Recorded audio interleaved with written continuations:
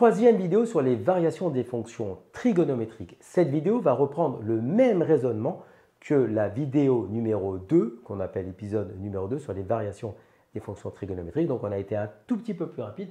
Nous avons commencé à écrire certains éléments pour que la vidéo soit beaucoup plus courte parce que nous avons déjà compris la méthode lors de la vidéo numéro 2. Donc en fait ici, on souhaite étudier les variations de la fonction f de x qui est égale à 2 cosinus x plus racine carrée de 2x. On travaille sur l'intervalle moins pi, pi. On souhaite étudier les variations de la fonction f.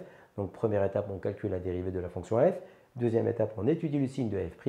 Et troisième étape, on dresse le tableau de variation de la fonction f. Donc en fait ici, on rappelle que la dérivée de cosinus x, eh bien c'est moins sinus x, donc f' de x va s'écrire tout simplement moins 2 sinus x, parce que nous faisons 2 fois moins sinus x, donc ça nous donne bien moins 2 sinus x, et racine carrée de 2 fois x, donc racine carrée de 2 c'est un réel, racine carrée de 2 fois x va nous donner racine carrée de 2, donc ça nous fait moins 2 sinus x plus racine carrée de 2. Nous allons maintenant pour la deuxième étape étudier le signe de f', et dans un premier temps, nous allons essayer d'encadrer f' pour voir si f' est soit toujours strictement positif ou si f' est toujours strictement négatif. Ça nous facilitera le signe. Donc en fait ici on rappelle que pour tout x appartenant à l'intervalle moins pi pi, sinus x est compris entre moins 1 et 1. Ensuite on va multiplier par moins 2 chacun des termes. Donc lorsqu'on multiplie par moins 2, eh bien, le sens de l'inégalité va changer. Donc, ça nous fait ici moins 1 fois moins 2, donc ça nous fait ici 2. Supérieur ou égal à moins 2 sinus x, supérieur ou égal à 1 fois moins 2, donc moins 2. On a changé le sens de notre inégalité. Ensuite, on va réécrire, eh bien, on va ordonner les valeurs classiquement, c'est-à-dire on va commencer par du plus petit au plus grand. Donc on va plutôt dire que moins 2 est inférieur ou égal à moins 2 sinus x, inférieur ou égal à 2.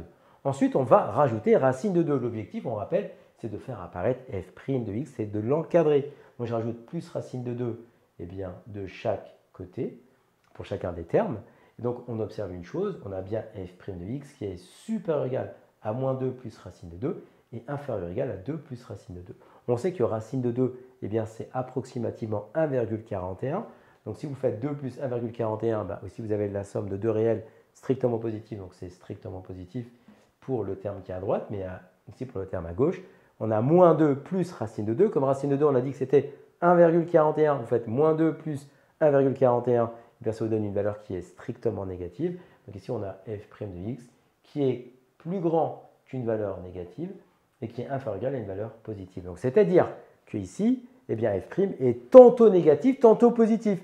Donc on ne peut pas directement, grâce à cette inégalité, eh bien, donner le signe de f'. Et donc dans cette situation-là, eh bien, ça signifie qu'à un moment donné, comme la fonction f elle est continue, eh bien, elle va passer au moins une fois par l'axe des abscisses. Donc on va essayer ensemble de déterminer eh bien, les valeurs qui vont annuler notre dérivée. Donc en fait, ça veut dire quoi? Comme on ne peut pas encadrer par deux valeurs négatives ou deux valeurs positives, eh bien, on va résoudre ensemble l'équation f' de x est égal à 0. Donc ça nous fait moins 2 sinus x plus racine de 2 est égal à 0. Donc on va isoler le sinus x. Donc ça nous fait moins 2 sinus x égale moins racine carrée de 2. On va diviser par moins 2, donc ça nous fait sinus x est égal à moins racine carrée de 2 sur moins 2. Autrement dit, sinus x eh bien, est égal à racine carrée de 2 sur 2. Donc on va ici, dans notre cercle trigonométrique, eh bien, placer racine carrée de 2 sur 2. On rappelle que sur notre cercle trigonométrique, l'axe des abscisses, nous lisons les cosinus, et l'axe des ordonnées, nous lisons les sinus. Nous savons également que le rayon de notre cercle trigonométrique est égal à 1. Donc ici, nous avons 1 ici, pardon, donc ici 1, 1 et 1 en termes de distance, bien entendu. Donc ici, on est entre 0 et 1, ici on est entre 0 et moins 1, 0, 1 et 0 et moins 1. Donc si on veut placer un sinus qui est égal à racine carrée de 2 sur 2, donc racine carrée de 2 sur 2, c'est approximativement 0,7, d'accord, quand on tape par la calculatrice. Donc on va le placer forcément sur l'axe des ordonnées. Donc si c'est 1, là on a la moitié, on va placer un tout petit peu au-dessus.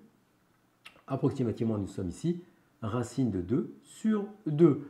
Donc, et on va chercher les x qui vont vérifier que racine de 2 sur 2, que sinus x est égal à racine carrée de 2 sur 2. Donc on va tracer une droite qui est perpendiculaire à l'axe des ordonnées, d'accord, et qui va couper notre cercle trigonométrique en deux points. Donc on va avoir ici approximativement un premier point ici et un deuxième point ici. Donc on n'oublie pas que nous travaillons sur l'intervalle moins pi, pi. Ça veut dire quoi? C'est-à-dire qu'on démarre ici, moins pi, avec le sens du cercle trigonométrique, on va être dans ce sens-là. On va faire le tour complet. On va revenir ici à pi. Donc on va passer par, ici, moins pi sur 2, ce sont des valeurs remarquables. Ici, on va passer par 0, et ici, on passera par pi sur 2. Donc maintenant, au niveau des angles, il faut impérativement connaître les angles remarquables en cercle trigonométrique. Donc en fait, ici, on rappelle que là, nous avons pi sur 6, c'est à peu près 30 degrés. Et nous savons que si nous traçons la bisectrice de l'angle, qui ici fait 90 degrés, donc pi sur 2, on va voir pi sur 4. Et vous voyez, ça tombe pile sur le point que nous cherchons. Ici, on a bien pi sur 4 qui va apparaître ici. Donc une fois qu'on a trouvé le premier point, il y en a un deuxième qui est ici. D'accord? Donc là, ça va être une fois pi sur 4, une deuxième fois pi sur 4, donc ça nous fait pi sur 2, et une troisième fois pi sur 4. C'est pour ça qu'ici, nous avons 3 pi sur 4. Donc ça, ce sont des valeurs remarquables qu'il faut impérativement connaître. Donc là, ici, nous savons que les solutions de notre équation sinus x est égale à racine de 2 sur 2, eh bien, ce sont les angles et les valeurs de x, telles que x est égal à pi sur 4 ou 3 pi sur 4. Donc maintenant, une fois que nous avons fait ça, ce qui va nous intéresser, c'est de savoir pour quelle valeur de x, notre dérivée sera positive. Parce que nous allons vouloir ici, tracer, je le fais en avance, x, nous allons faire les variations. Donc le signe de f', on va le compléter ensemble, bien entendu, et là on va voir les variations de f. Donc j'ai besoin, vous êtes d'accord, du signe de f'. Donc je sais dans un premier temps qu'il s'annule en pi sur 4 et 3 pi sur 4, et la question que je vais me poser, c'est quand est-ce que f' de x est supérieur ou égal à 0. Donc ça veut dire, lorsque nous allons résoudre cette inéquation, que nous allons trouver les valeurs qui vont vérifier cette inéquation, ça va nous permettre de nous dire où est-ce que nous allons mettre les plus dans notre tableau de signes. Donc en fait, ici, dans un premier temps, on va pouvoir compléter le tableau de signes avec pi sur 4 et 3 pi sur 4. Donc ici, nous avons pi sur 4 et là, nous avons 3 pi sur 4. Ensuite, on va résoudre l'inéquation. Donc ça va nous faire ici moins 2 sinus x plus racine carrée de 2 supérieur ou égal à 0. Donc ça nous donne ici moins 2 sinus x supérieur ou égal à moins racine carrée de 2. On va diviser par moins 2. Mais lorsqu'on divise par un nombre négatif, attention, on change le sens de notre inégalité. Ça nous fait sinus x inférieur ou égal à moins racine carrée de 2 sur moins 2. Et moins par moins plus, donc ça nous fait sinus x inférieur ou égal à racine carrée de 2 sur 2. Donc en fait, si on comprend à travers cette inéquation, f' de x est supérieur ou égal à 0 pour les réels x, tels que sinus x est inférieur ou égal à racine carrée de 2 sur 2.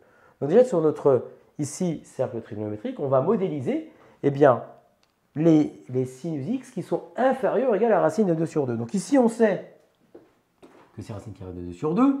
Donc les sinus x qui vont être plus petits que racine de 2 sur 2, c'est ceux que je vais assurer comme ça. C'est tout cela qui correspondent à tout cela.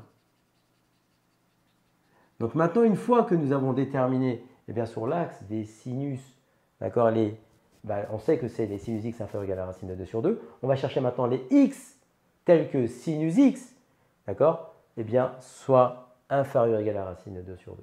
Donc en fait, on voit très bien que, par exemple, si je prends la valeur de pi sur 6, si je cherche la valeur de son sinus, on voit très bien qu'il est lui-même, sinus de pi sur 6, est inférieur à racine de 2 sur 2.